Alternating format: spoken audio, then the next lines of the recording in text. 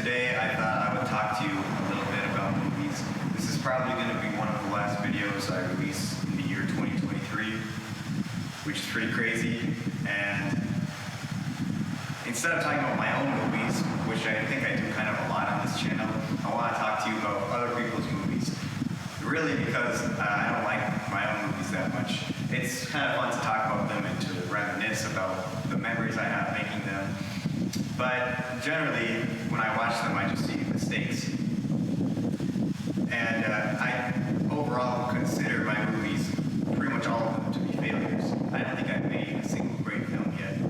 However, that's okay because I plan to continue making films, and I think eventually I'll get to a point where I'll be more comfortable with my filmography. So, I'm under a bridge. I used to call this bridge Flashlight Tunnel. It's pretty close to the neighborhood I grew up around. I mean, I'm still growing up, but it's pretty close to that. So I would ride my bike here a lot growing up. And actually, across this area, there's not sidewalk, there's just stones, big rocks. And sometimes when the tide is really high, that area floods over almost entirely, but right now it should be pretty low. And that was actually a hangout spot that me, Tucker, Larry, sometimes Ben and Gavin will go to. We haven't gone there in a long time though, maybe a year or two. And I remember when I got my first job, I had to walk home from that job, and I just, for some reason, went to Stony Steps. I just sat there alone. And on some days when I felt kind of not myself, I would just go in that little, I would just go under the bridge and sit there and listen to the wind and cars. It's very calming. Anyways, I like movies a lot. When I was probably about 10, it was the summer after 5th grade. I watched this movie, Dracula, from 1931. I was pretty young, but I watched it at a friend's house. He rented the DVD from the library, and he told me that I would probably enjoy it, and he was telling me how great the movie was. And he rented, I don't remember if he rented other monster movies, but I know he rented Dracula. And we watched it, and his friend Lucas came over halfway through the movie, and he was wearing these goofy glasses with like lights. They're like Sketcher glasses type stuff. And he was not caring. I mean, it was this old movie from the 30s, but I really cared. Anyways, he was kind of a distraction, so we stopped watching. And at first, it didn't really hit me. I just thought it was a weird experience watching a movie that old. I mean, I'd seen The Wizard of Oz and Snow White, the Disney one from 1937, but I haven't really seen like an old black and white movie, especially not one like that. So it was a strange experience, but I kind of moved on and forgot about it. The thing is, though, with that movie, is slowly, it kept coming back into my mind. I kept thinking about it. The imagery, especially at the very beginning, it just kept coming back into my mind.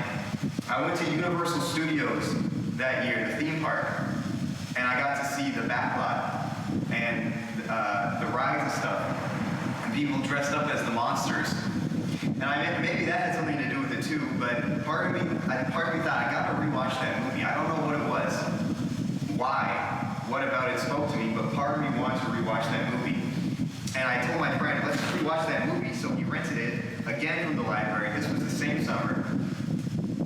This was around probably 2015 or 2016 to put it into perspective. And we watched it again, and I was so captivated by it. It was like stepping into a dream.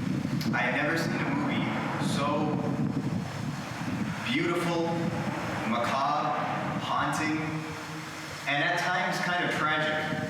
It's a very haunting movie. And what I like about it, it's kind of like a bridge between the silent and sound era. It was made in the sound era during the early talkies, pre-code. And it was done at a time when filmmakers were still figuring out how to use sound. And during the silent era, with a lot of the great late silent films like Wings, for example, and a lot of the great German silent films too that Fritz Lang was doing, you see a lot of camera movement. Then, with sound, because of microphones, everything was pushed back, and films felt, for the most part, very stagey. Dracula is one of those films that feels relatively stagey. Yes, there's a little bit of camera movement, but for the most part, the camera is pretty stable. And it creates a really haunting and atmospheric feel that no other Dracula adaptation has captured. And it really hypnotizes you. It puts you in a trance. And the other interesting thing is I was watching a movie and I was aware that everyone involved in the film had died. They were all deceased. So it was like watching ghosts on the screen. The movie was all that was left of those people. And it was a window into the past, quite literally. So that captivated me, and ever since that movie, I've always wanted to be a filmmaker. I initially wanted to be a comic book artist, like Stan Lee. But that didn't happen. So now I make movies. That movie, I would say, had the biggest impact on my life so far.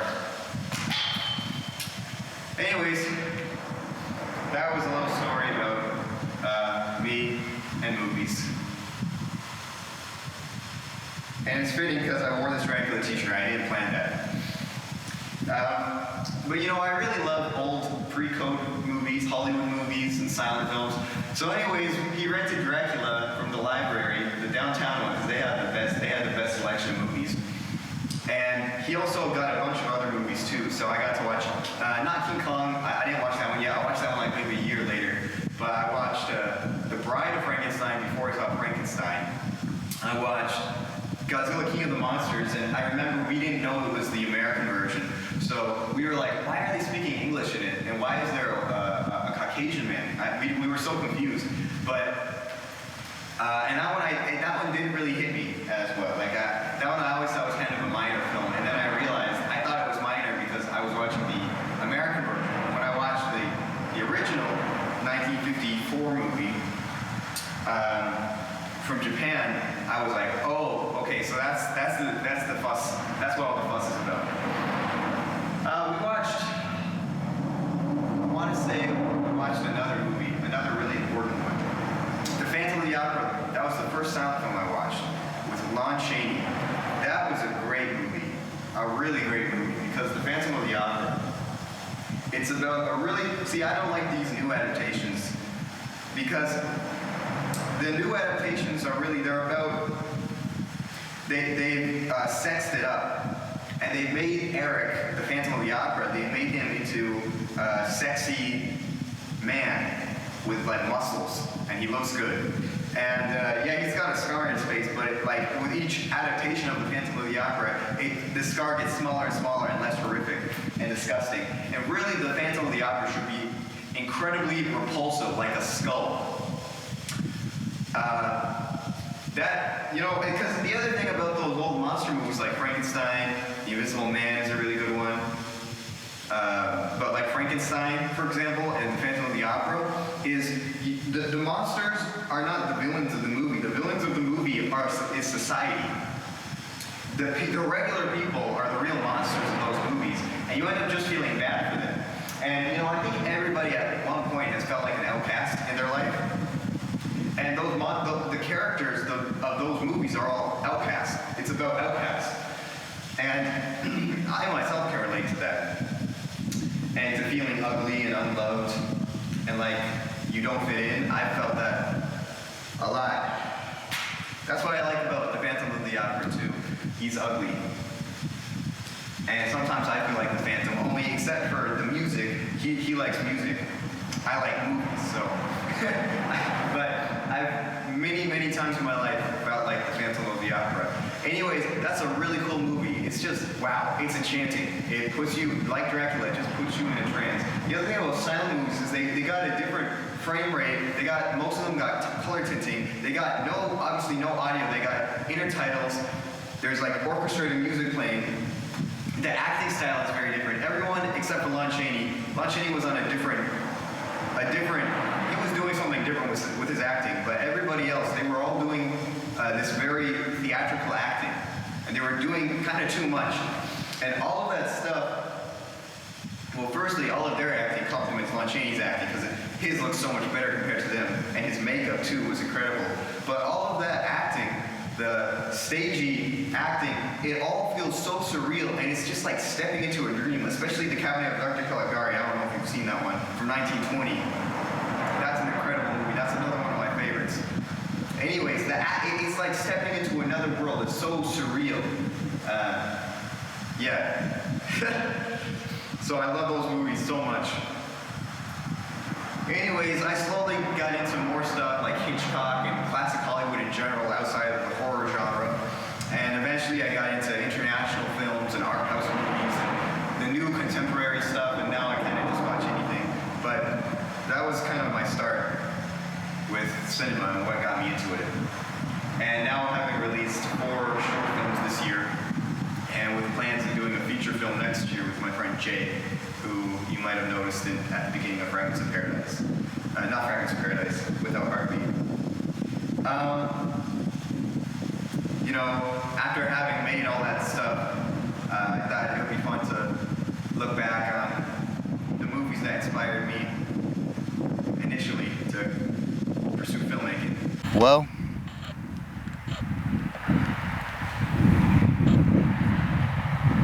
it is a beautiful night. Oh, and you can see the abode from which I came under that bridge.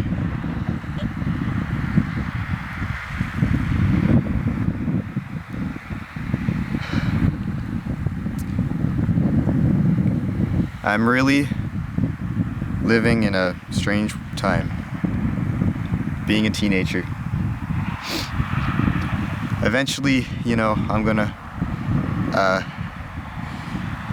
grow up and I'll get old, and all the people I know will die, and I'll be the last one left, and I'll remember these days. Damn. Anyways, Merry Christmas and Happy New Year. Bye.